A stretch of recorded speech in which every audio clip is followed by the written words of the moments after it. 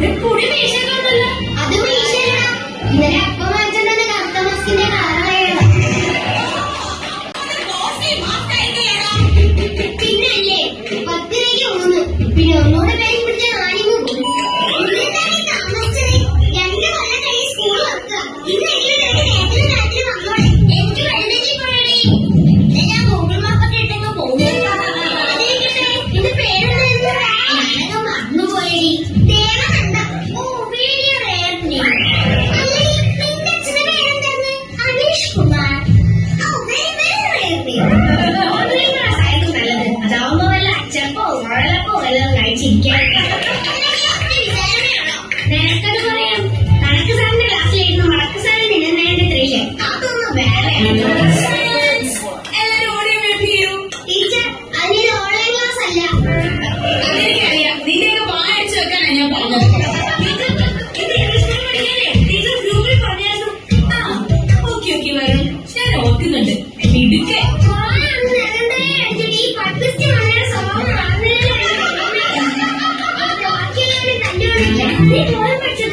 Teacher വെച്ചാൽ എന്തോ പറയും. എന്റെ ബാഗിൽ ഉപ്പിലിട്ട് നെല്ലിക്കുണ്ട്. അതോ വായി ഇട്ടുകൊണ്ട് തേനീയ ഭാവത്തിൽ ഒറ്റയിരിപ്പാങ്ങിരിക്കണം. കണ്ട ടീച്ചർക്ക് ഒരു കച്ചല് വരണം. അച്ഛാതി എക്സ്പ്രഷൻ ആയിരിക്കണം. എല്ലാരും പോയ പഠിച്ചിട്ടുണ്ടല്ലോ. അഭിനവ് ആദ്യം ആ പോയൊന്ന് ചൊല്ലു. എന്താ അഭിനവ് ചോദിച്ചത് കേട്ടില്ലേ? നിനക്ക് വലിച്ചു കിട്ടുന്നുണ്ടോളാം. ഓരോരോ ഉടായ്പ കൊണ്ട് വന്നോളൂ. ഓൺലൈൻ ആണെങ്കിലും ഓഫ്ലൈൻ ആണെങ്കിലും എന്ത് ചോദിച്ചാലും വായ പൊളിച്ചങ്ങ് ഇരുന്നോണം. ടീച്ചർ ഇങ്ങനെ ലോക്ക്ഡൌൺ പിന്നെ ഓൺലൈൻ ക്ലാസ് ആക്കുവോ? ഇനി ഓൺലൈൻ ക്ലാസ് ആക്കി പഠിപ്പിക്കാൻ വേറെ ടീച്ചറെ നോക്കിക്കോണം. നീയൊക്കെ കാണാൻ 3 ഫോണിന്റെ ഡിസ്പ്ലേ പൊട്ടിയത്. അത് ടീച്ചറെ ക്ലാസ് പോണെന്ന് കഴിഞ്ഞിട്ട് ഡെസ്ക് എടുത്ത് ഫോണിൽ ഇറക്കട്ടല്ലേ? അത് ഞങ്ങളെ കൊണ്ടാണോ? അതൊക്കെ പോട്ടെ. നമുക്ക് ക്ലാസ് തുടങ്ങുന്നതിന് മുമ്പ് ഒന്ന് റിലാക്സ്ഡ് ആവാം. അത് വേണോ ടീച്ചറെ? നമുക്ക് നേരിട്ട് ക്ലാസ് തുടങ്ങിയാൽ പോരെ? എനിക്ക് പഠിക്കാൻ അത്ര കൊണ്ടുവന്നെങ്കിൽ വല്ല പറമ്പിൽ പോയിരിക്കണോ? എനിക്ക് റിലാക്സ് ആണ്. ഓക്കെ, നിങ്ങൾ പഠിച്ച് വലുതാവുമ്പോൾ ആരാവണമെന്നാണ് ആഗ്രഹം? എനിക്ക് ഡോക്ടർ. അതാവുമ്പോ ഫുൾ ടൈം വായി പൊളിച്ചിരിക്കാലോ. ടീച്ചർ, എനിക്ക് പഴുതാവും. നീ വൈകിട്ട് നാളെ റബ്ബറിന് തിരിച്ചടിക്കാൻ വരില്ല. വെറുതെ ചായടിക്കാൻ നേരം തരാം.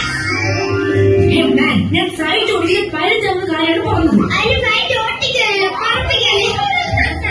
അതുപോലെ അറിയത്തില്ല. മതി. എല്ലാവരും നിർത്തിക്കേ.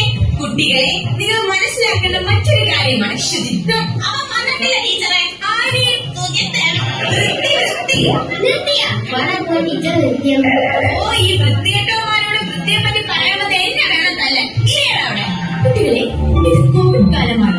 ഒരാളിൽ നിന്നും മറ്റൊരാളിലേക്ക് രോഗം വരാതിരിക്കാൻ നമ്മൾ ചില മുൻകരുതലുകൾ എടുക്കണം. ഇന്നാണ് ഫോൺ വിളിക്കുമ്പോൾ കേൾക്കുന്ന ഡയലോഗല്ലേ? ഇത് പറയാൻ വേണ്ടിയാണോ ടീച്ചർ ക്ലാസ്സിൽ വന്നത്? ഇത് പറയാനായിരുന്നെങ്കിൽ ടീച്ചറെ ഫോൺ വിളിച്ച് പറഞ്ഞാൽ പോരായിരുന്നോ? Hello madam, പൊടിക്കുന്ന അടങ്ങണം. 2 കൊല്ലം വീട്ടിൽ ഇരുന്നപ്പോഴത്തേക്ക് നിങ്ങൾക്ക് വലിയ ആളുകളായി പോയോ? ടീച്ചറെ വേണ്ട കേട്ടോ. ഒരു മാധ്യമപ്രവർത്തകരോടൊക്കെ സംസാരിക്കുമ്പോ ഇച്ചിരി കൂടെ മര്യാദയാവാം. മാധ്യമപ്രവർത്തകയോ? ഈ പൊടിക്കുപ്പിയോ? അതെ, സ്വന്തമായി ചാനലുള്ള ഒരു മാധ്യമപ്രവർത്തകൻ. ഏത് ചാനൽ? കുടുത്തിക്കാട്ടി ബ്ലോഗ്സ് യൂട്യൂബ് ചാനലാണ്. എത്ര സബ്സ്ക്രൈബേഴ്സ് ഉണ്ട്? ഇവിടെ അപ്പനും സുഹൃത്തിലും ഇരിക്കണേ അവിടെ.